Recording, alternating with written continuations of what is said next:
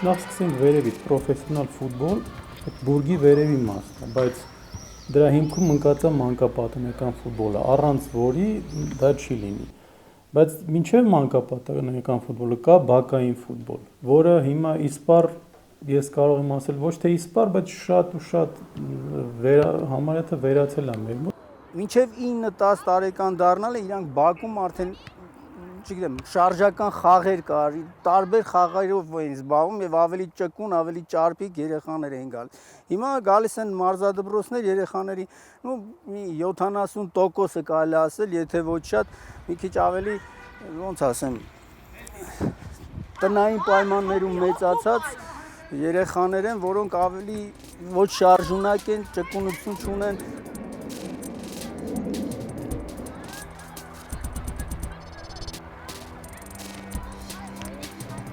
Շատ կարևոր է բակային ֆուտբոլը, բակը։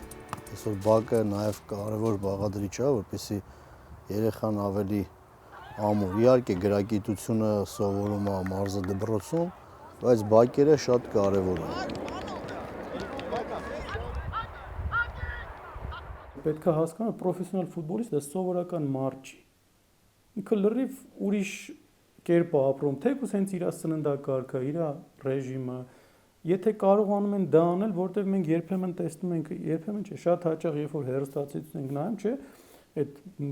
բարձրակարգ ֆուտբոլը, Չեմպիոնների լիգա հավաքականների մակարդակով, այդ սիրուն կողմն է այդ ընդամենը, որ նայում ենք այդ ամեն ինչը մանավանդ հիմիկված տեխնիկան գիտեք, ոնց է ամեն ինչ ցույց տալիս, ամեն ինչը լավ, հետո կարդում են, այսքան գումարներ են ստանում, բայց դրա հետևում շատ ծանր աշխատանք է, թե ֆիզիկապես, թե հոգեպես, ոչ բոլորն են դրան կարողանում դիմանալ։ Կոմպլեքս մոտեցումներից մեկն էլ նա է, որ երեխան ճիշտ սնվի, սննդակարգը ճիշտ է, այսինքն ծնողը պետք է այդ նյութական բազան ունենա ապավի։ Ինչքան ֆուտբոլիստը ինտելեկտով բարձր եղավ, այնքան որտեվ հիմա ֆուտբոլը շատ արագացել է, այսինքն որոշումների կայացումը պետք է արագ կատարվի, իսկ դա եթե մարդ ինտելեկտով ցածր լինի, չի կարող դա անի։ Դրա համար այդ կրթությանը շատ պետք է ուշադրություն դարձնենք։ Ու երեքը միասին, ոչ մենակ ծնողը, դա կլինի դպրոցը, մարզիչը եւ ծնողը։ Ֆուտբոլը բացի պինդ եւ ֆիզիկականը նաեւ պահանջում է, ասենք, կոմպլեքս հատկություններ, ասենք, շուտ կողմնորոշվելը, մի քիչ կիրթ լինելը։ Ես հիշում եմ մեր մարզիչը պարտադիր պահանջում էր, որպեսզի օրագիր մենք ներկայացնենք, բերենք մեր օրագիրը, վատ սովորող երեխաները այդ օրագիրը թաքցնում էին, ասում էին կորցրել են։ Ֆուտբոլիստները պետք է հասկանան, որ սրա իրանց համար դառնում է արդեն գործ, պրոֆեսիա։ Ոնց զարգացնենք մեր ֆուտբոլը, ոնց ունենանք լավ ֆուտբոլ կամ բարձրակարգ ֆուտբոլիստներ, մի քանի կարևոր բաներ կան դրա համար։ Նախ ենթակառուցվածքներ, ամենակարևորը, որը որ հիմա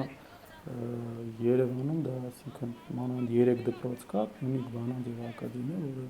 շատ բարձր մակարդակի վրա է դա։ Երկրորդ կարևոր բանը դա կոմպետենտ, լավ մարզիչներ են մանկապատանեկան, որտեվ այդ մարզիչները եւ պրոֆեսիոնալ թիմի մարզիչները դրանք տարբեր բաներ են լրիվ, որտեվ այստեղ համ պետքա լինես մարզիչ, համ մանկավարժ։ Դրանք պետքա լինեն շատ լավ պրոֆեսիոնալ ու լինեն շատ կոմպետենտ։ Այսօր մեր դպրոցները ընդամենը խաղում են մի 5-6 թիմ, որոնցից Փյունիկ, Բանանց, Միկա կար եւ հիմա այսօր ակադեմիան ոնց որ մի տեսակ բան ստացված լինի։ Մենաշնորի նման բան է ստացվել, այդ 3-4 դպրոցների միջև մրցակցությունը շատ մեծ է լինում, բայց դրանով մենք չենք կարող կողմնորոշվել ու ասենք դուրս գալու դեպքում ինչ արդյունք կունենան։ Երբեմն լինեն ծնողներ իրանք են իրանք երեխային խանգարում։ Իրանք թեկուզ հենց իրանք խորհուրդներով, երբեմն մարզչի գործը վերցնում են իր վրա ու սկսում են իրանք նախ չգիտեն դա ինչ է, դա որ կոմպետենտ չեն այդ գործում, բայց սկսում են ինչ-որ խորհուրդներ տալ, որը լրիվ վնասում է այդ։ Ծնողներին նախ խորհուրդ կտամ ոչ թե այդքան խորհուրդ, ինչքան որ քիչ իրանք խառնվեն մարզչի գործը։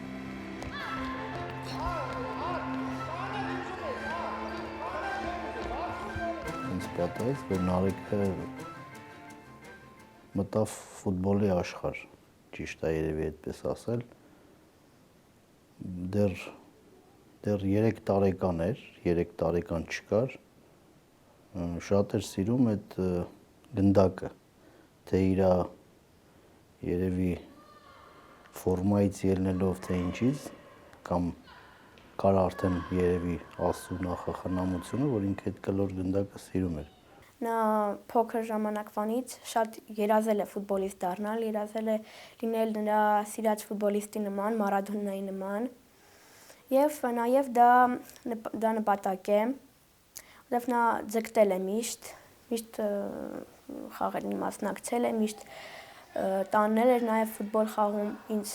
մեկ-մեկ կանգնացնում էր դարպասներին, երբ նա փոքր էր եւ խնդրում էր, որպես ես պահեմ նրա խփած հարվածները։ Մի գնդակ կար, ծակ տենց գնդակ էր մեր բանում, հողամասում, այդ մեր ամառանոցում։ Մի գնդակ կար,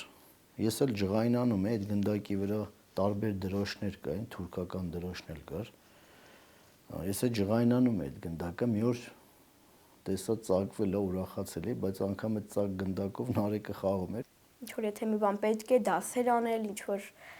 խնդիր լուծել, ես դրանում օգնում եմ։ Նա ինձ օգնում է տարբեր լեզուներ սովորեմ, որ ուրիշ երկիրներ գնամ, կարողանամ խոսամ։ Նա ունի լիդեր բնավորություն, նա չի սիրում ինչ-որ մեկին լսել, նա շատ ակտիվ է, ես կարող եմ ասել, աշխուժ է, հրամաններ է տալիս, հետի չի,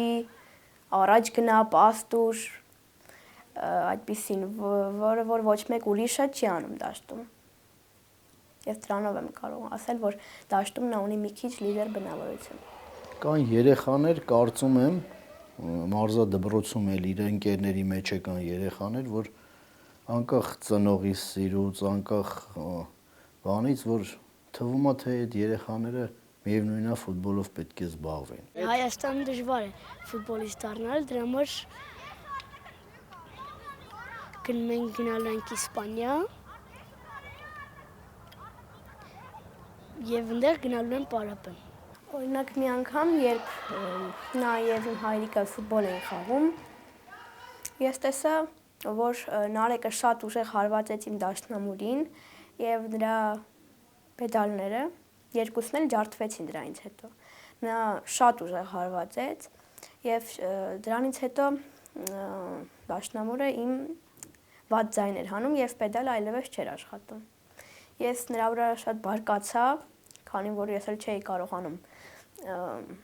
շատ լավ դաշնամուր նվագել առանց պեդալի, ձայնը մի քիչ վատն էր ստացվում։ Ես իհարկե նրա վրա բարկացա, բայց հասկացա հələ որ շատ բան է ջարդվելու մեր տանը, մինչև նա դառնա ֆուտբոլիստ։